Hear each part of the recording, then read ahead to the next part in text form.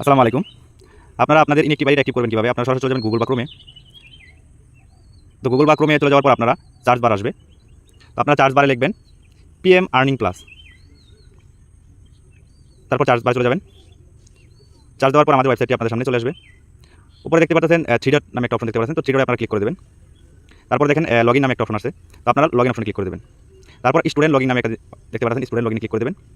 তারপর উপরে আপনার নাম্বার এবং পাসওয়ার্ডটা দিয়ে দেবেন, যে নাম্বার দিয়ে আপনারা অ্যাকাউন্টটা করেছিলেন, অর্থাৎ ফর্ম পূরণ করেছিলেন, এবং পাসওয়ার্ডটা সঠিকভাবে দিয়ে দেবেন।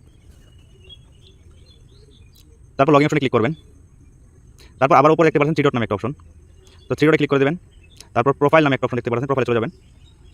এবং এখানে নিচে দেখেন রিকোয়েস্টে অ্যাক্টিভ অ্যাকাউন্ট, অর্থাৎ রিকোয়েস্টে অ্যাক্টিভে চাপ দিলে কিন্তু আপনার অ্যাকাউন্টটা অ্যাক্টিভ হয়ে যাবে। তো তারপর লগ আউট হয়ে যাবে, আপনার আবার নাম্বার এবং পাসওয়ার্ড দিয়ে লগইন করে নেবেন। উপরে নাম্বার এবং পাসওয়ার্ডটা, সঠিক নাম্বার এবং পাসওয়ার্ডটা দিয়ে লগইন অপশনে ক্লিক করে দেবেন এবং লগইন হয়ে যাবে। তারপর আপনারা আপনার টিম লিডারকে কীভাবে পাবেন? এখানে দেখেন মাই টিম লিডার নামে একটা অপশন দেখতে পাচ্ছেন। মাই টিম লিডার এখানে হোয়াটসঅ্যাপে ক্লিক করে দেবেন। হোয়াটসঅ্যাপে ক্লিক করে দেবেন। তারপর হোয়াটসঅ্যাপটা শো করবে।